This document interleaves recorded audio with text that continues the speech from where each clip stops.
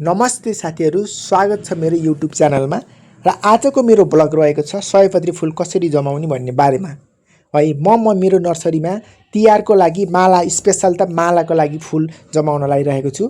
किनकि अहिले हाम्रो वर्षेनी फुलहरू भारतको इन्डियाको भर पर्नुपर्छ माला लगाउने फुलहरू। अब नेपालमा नै नेपाली उत्पादन गर्न सकेको खण्डमा अझ भनौँ तपाईहरूले आफ्नो लागि आफैले उत्पादन गर्न सक्नुभएको खण्डमा माला फुल किन्न पर्दैन र आफ्नो उत्पादन नै आफैले प्रयोग गर्न पनि पाइन्छ। र अर्को कुरो भनेको आफ्नो अर्ग्यानिक उत्पादन लगाउन सकिन्छ।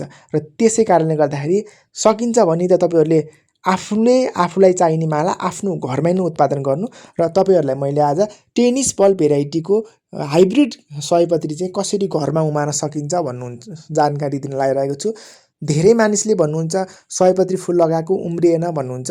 सयपत्री फुल एकदमै हल्का माटोमा उम्रिन्छ, किनकि बलौटे माटोमा नि उम्रिन्न, एकदम चिम्टाइलो माटोमा नि उम्रिन्न। सयपत्री फुललाई सकिन्छ भने त कोकोपिटमा लगाउँदाखेरि एकदमै राम्रो हुन्छ। र मैले चाहिँ आज ट्रेमा टेनिस बल भेराइटीको हाइब्रिड सयपत्रीको बिरुवा दोस्रो लट, पहिलो लट त मेरो उम्रिसकेको छ, देख्नुहुन्छ तपाईँले भिडियोमा पनि। र यो चाहिँ दोस्रो लट उमार्न लागिरहेको छु।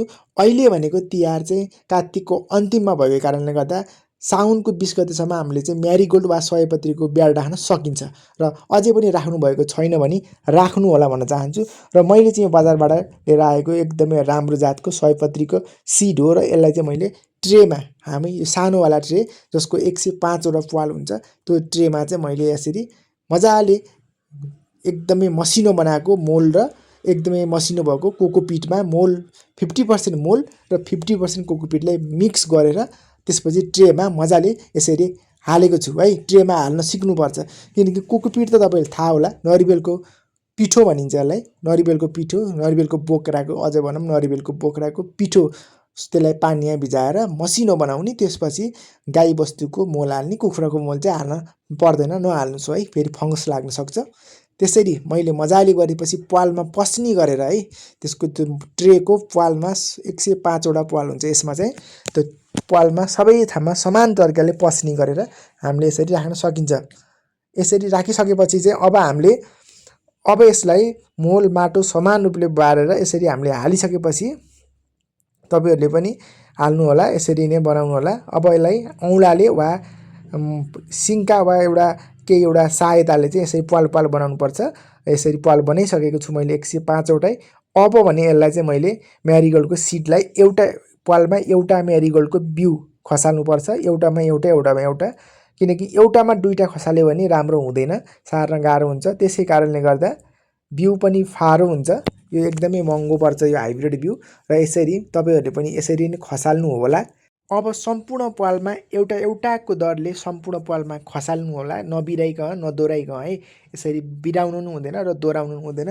यसरी खसालिसकेपछि अब मसिनो त्यही आइरहेको कोकोपिटको र मोलको मिश्रण मसिनो माटो चाहिँ माथिबाट सरर हाल्नु होला, धेरै पूर्ण नि हुँदैन, सरर हाल्नु होला। हालिसकेपछि कोकोपिट त त्यसै नै नरम हुन्छ। कोकोपिटले दुईवटा काम गर्छ, एउटा त पानी शोषण गर्छ, पानीलाई चिसो बनाएर राख्छ, र दोस्रो कुरो भनेको चाहिँ माटोलाई हल्का बनाउने। र यो म्यारिगोल्ड वा सयपत्रीको चाहिँ एकदमै माटो हल्कामा उम्रिने भएको कारणले गर्दाखेरि एकदमै हल्का हुन्छ माटो, र कोकोपिटमा जमाउँदा अति उत्तम हुन्छ।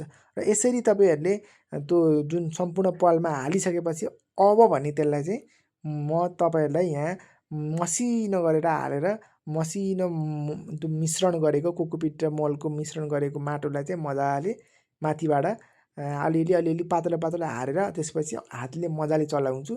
अब चलाएर मसिनो माथिको माटोले पुरिसकेपछि चाहिँ यसलाई हामीले एकदमै, अब यो वर्षाको समयमा बाहिर राख्नु हुँदैन, किनकि पानी दैनिक परेको हुनाले पानीले कोकोपिटले पानीलाई पुरै बगाइदिन्छ, बिउहरू बगाइदिन्छ।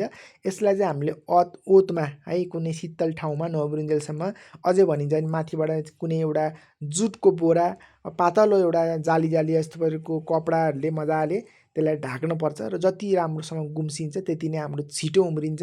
र यसरी हालेको 3 देखि 4 दिनमा चाहिँ तपाईँहरूको म्यारिगोल्ड सम्पूर्ण म्यारिगोल्ड वा सयपत्री सम्पूर्ण टुसा आउँछ।